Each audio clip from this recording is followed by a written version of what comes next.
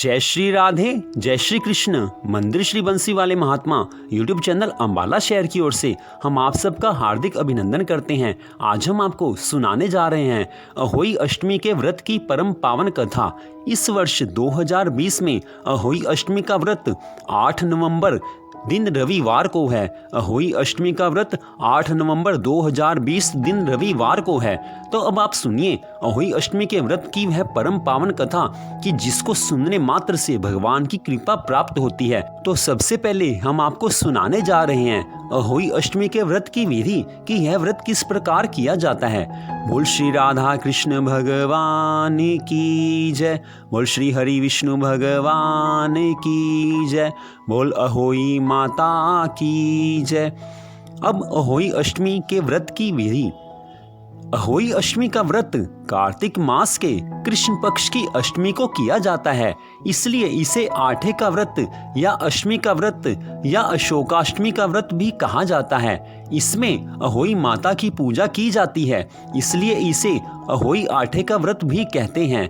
इस व्रत को वे स्त्रियां ही करती हैं जिनके संतान होती है। जो कोई भी इस व्रत को करना चाहे वह स्त्री इस दिन पूरे दिन भर व्रत रखे, फिर सायंकाल को घर के आंगन की दीवार पर या अपने घर के पूजा घर के निकट की दीवार पर अष्ट कोष्ठक की अहोई की पुतली बनाएं और उसमें इच्छा अनुसार रंग भरें।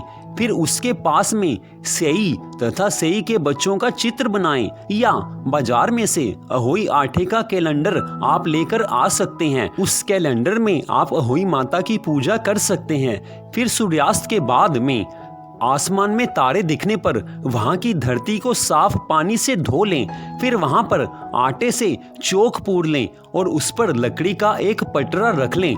फिर एक लोटे पर रोली से सतिया स्वास्तिक बना लें और उसमें पानी भरकर उसे पटरे पर रख दें। एक कटोरी में हलवा तथा श्रद्धा अनुसार रुपए रखें। फिर रोली, चावल, हलवा आदि से अहोई माता का पूजन करें। इसके बाद में सभी महिलाएं अपने हाथ में गेहूं के 7 दाने लें। फिर कोई एक महिला व्रत की कथा को पढ़े या आप कथा को सुन सकते हैं तथा अन्य महिलाएं शांतिपूर्वक उसे सुने। फिर अंत में सभी मिलकर अहोई माता की जय बोलकर जयकारा लगाएं और हाथ में लिए हुए गेहूं के दानों को पक्षियों को चुगने के लिए डाल दें। यहाँ पर ध्यान देने योग्य विशेष बात यह है कि कथा को आप पूरी श्रद्धा भावना से सुने, क्योंकि श्रद्धा भावना से सुनी गई कथा का, श्रद्धा भावना से पढ़ी गई कथा का ही पूरा फल मिलता है। इसके बाद में आसमान में तारों को देखते हुए लोटे में रखा हुआ पानी चढ़ा दें। इसे अर्घ देना कहते हैं। अथवा घर में तुलसी का पौधा लगा हुआ हो तो उसमें जल चढ़ा दें। फिर कटोरी में रखा हुआ हलवा और रुपए अपनी सास को दें। इसे बायना देना कहते हैं और उनके पांव छूकर उनसे आशीर्वाद लें।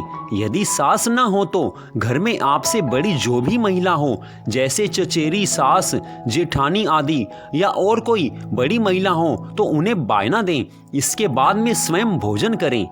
अब आप सुनिए अहोई के व्रत के उद्यापन की विधि, जो कि इस प्रकार है।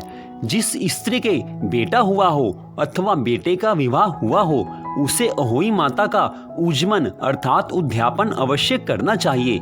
इसके लिए पूर्व विधि से ही तैयारी करें।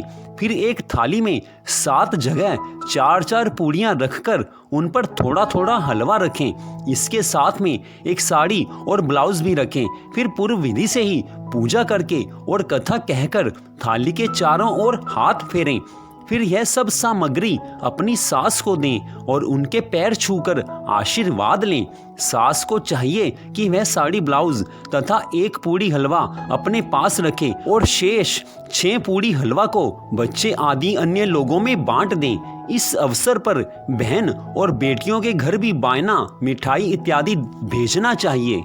अहोई अष्टमी के व्रत करने से जिस फल की प्राप्ति होती है अब आप उसको सुनिए। अहोई आठे का व्रत करने से अति उत्तम फल मिलता है। इस व्रत को करने वाली स्त्रियों की सभी संतानें दीर्घायु होती हैं, उनके रोग शोक दूर होते हैं और उनको सुख संपत्ति की प्राप्ति होती है। उनमें सद्बुद्धि का विकास होता है और उनमें सभी प्रकार के सद्गुण आते हैं। इस व्रत को करने वाली स्त्रियों की संतानें जीवन के प्रत्येक क्षेत्र में सफलता प्राप्त करती हैं।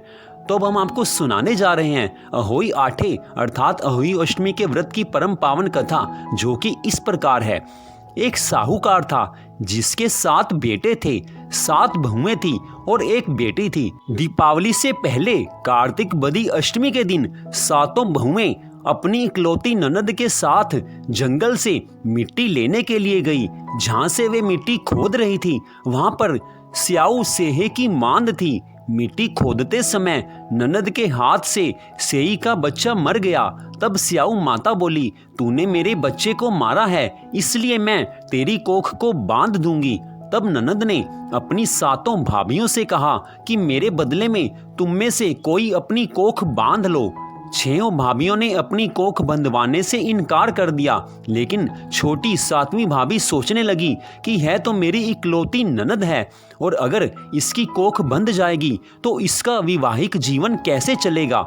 लेकिन अगर मैं अपनी कोख बंधा लूंगी तो कोई परेशानी नहीं है, क्योंकि मेरी जो 6 जेठानी हैं उनकी संतान होने से वंश तो चलता ही रहेगा। ऐसा सोचकर उस सबसे छोटी 7वीं भाभी ने ननद के बदले में अपनी कोख बंधवा ली।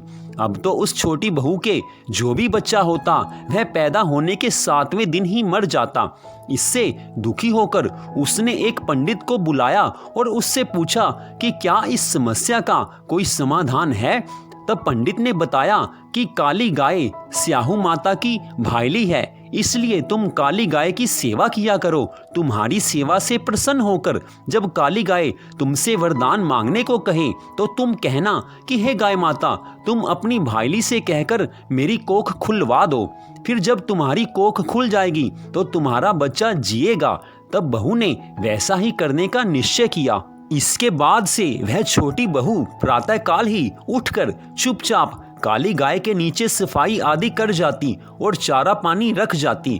जब कई दिनों तक ऐसा ही चलता रहा तो एक दिन गाय ने सोचा कि आजकल कौन मेरी सेवा कर रहा है, सो अब देखूंगी। ऐसा सोचकर अगले दिन गाय सुबह खूब तड़के ही उठ गई और देखती है कि वह छोटी बहू उसकी सेवा कर रही है। गाय माता ने प्रसन्न होकर कहा कि बता, तुझे किस चीज की इच्छा है। तब उसने कहा कि स्याऊ माता तुम्हारी भाईली है और उसने मेरी कोख बांध रखी है, तुम उससे कहकर मेरी कोख को खुलवा दो। गाय माता ने कहा, अच्छा ऐसा ही होगा।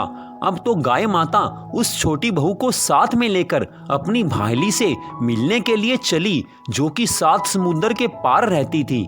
रास्ते में कड़ी धूप पड़ रही थी, सो वे दोनों एक पेड़ के नीचे बैठ गईं। उस पेड़ पर गरुड़ पक्षी का एक बच्चा बैठा था। थोड़ी देर में एक सांप आया और उस बच्चे को डसने लगा। तब उस छोटी बहू ने सांप को मारकर मिट्टी के नीचे दबा दिया और बच्चों को बचा लिया। थोड़ी देर में उस बच्चे की माता गरुड़ आई तो वहां पर खून पड़ा हुआ देखकर उस छोटी बहू को चोंच मारने लगी। तब बहू ने कहा, मैंने तेरे बच्चे को नहीं मारा है, बल्कि एक सांप तेरे बच्चे को डसने के लिए आया था, तो मैंने उस सांप को मारकर तेरे बच्चे की रक्षा की है। तब उस माता गरुड़ ने कहा कि बोल, तू क्या मांगती है। बहू बोली कि 7 समुद्र पार स्याऊ माता रहती हैं, तुम हमें उसके पास पहुंचा दो। तब गरुड़ माता ने उन दोनों को अपनी पीठ पर बैठा लिया और तेज गति से उड़कर उन्हें स्याऊ माता के पास में पहुंचा दिया। स्याऊ माता उन्हें देखकर बोली कि आओ बहन, अब तो बहुत दिनों बाद आई हो। फिर कहने लगी कि मेरे सिर में जुएं पड़ गई हैं, उन्हें निकाल दो। तब उस बहू ने सिलाई से सारी जुएं निकाल दी। इस पर स्याऊ माता प्रसन्न होकर बोली कि तूने मेरे सिर में बहुत सिलाई डाली है, इसलिए तेरे 7 बेटे और बहू होंगे। तब उस छोटी बहू ने कहा कि मेरे तो एक भी बेटा नहीं है, तो फिर 7 बेटे कहाँ से होंगे। इस पर स्याऊ माता बोली कि वचन दिया है, यदि वचन से फिरूं तो धोबी के कुंड पर कंकरी होऊं। तब बहू ने कहा कि मेरी कोख तो तुम्हारे पास में बंद पड़ी है। यह सुन स्याऊ माता बोली कि तूने मुझे ठग लिया। वैसे तो मैं तेरी कोख नहीं खोलती, लेकिन अब खोलनी पड़ेगी। जा, तुझे अपने घर पर 7 बेटे और 7 बहुएं मिलेंगी। तेरा घर परिवार सदा सुखी रहेगा। तू घर जाकर उद्यापन करियो, 7 अहोई बनाकर 7 कढ़ाई करियो। इससे तेरी संतान सदा सुखी रहेगी और तरक्की करेगी। फिर वह बहू स्याऊ माता को प्रणाम करके गाय माता के साथ में वापस आ गई। अपने घर पहुंचकर उसने देखा कि उसके 7 बेटे और 7 बहुएं बैठी हुई हैं। यह देखकर वह बहुत प्रसन्न हुई और 7 अहोई बनाई। फिर 7 प्रकार की कढ़ाई करके उद्यापन किया, अर्थात उज्जमन किया।